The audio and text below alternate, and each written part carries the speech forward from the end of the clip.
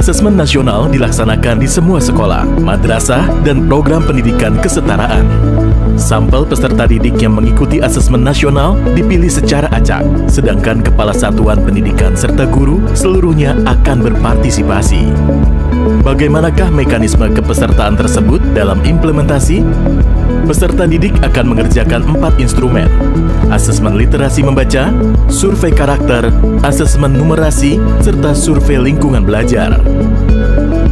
Peserta didik jenjang pendidikan dasar dipilih secara acak oleh Kemdikbud dengan jumlah maksimal 30. Sementara untuk jenjang pendidikan menengah dipilih secara acak dengan jumlah maksimal 45 murid. Masing-masing jenjang memiliki 5 orang peserta cadangan.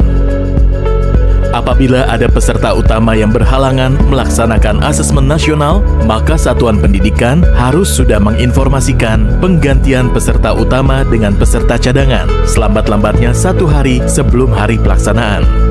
Peserta cadangan yang terpilih harus menyelesaikan keempat jenis instrumen secara lengkap sesuai jadwal yang telah ditentukan. Kementerian Pendidikan dan Kebudayaan tidak menyediakan jadwal asesmen susulan. Peserta yang tidak hadir pada hari pelaksanaan tidak diberikan kesempatan untuk melakukan susulan dan datanya tidak diikutkan dalam penentuan hasil satuan pendidikan. Bila asesmen nasional di satuan pendidikan tidak dapat dilaksanakan karena adanya keadaan situasi darurat dan kejadian luar biasa seperti listrik padam atau bencana alam, maka dapat dilakukan penjadwalan ulang. Terkait pelaksanaan survei lingkungan belajar oleh guru dan kepala satuan pendidikan, beberapa hal perlu diperhatikan. 1. Seluruh kepala satuan pendidikan dan guru yang terdaftar di Dapodik atau EMIS dan mengajar di satuan pendidikan tersebut akan menjadi peserta dalam survei lingkungan belajar. 2. Pengisian survei lingkungan belajar untuk kepala satuan pendidikan dan guru dilakukan secara mandiri tanpa pengawasan dan diberikan waktu selama 4 hari. 3. Bagi guru yang mengajar lebih dari 1 satuan pendidikan, melaksanakan survei lingkungan belajar di setiap satuan pendidikan yang diajar. 4. Bagi kepala satuan pendidikan yang memimpin lebih dari 1 satuan pendidikan, melaksanakan survei lingkungan belajar di setiap satuan pendidikan yang dipimpin.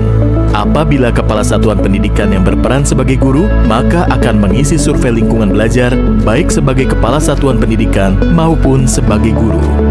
Sangat penting bagi setiap satuan pendidikan mendapat potret yang utuh mengenai kondisi pendidikan yang sebenarnya. Oleh karena itu, partisipasi aktif untuk melaksanakan asesmen nasional dengan menjunjung integritas tinggi akan mendorong dihasilkannya informasi yang akurat dan komprehensif. Dengan mensukseskan pelaksanaan asesmen nasional, mari kita tingkatkan mutu pendidikan di Indonesia.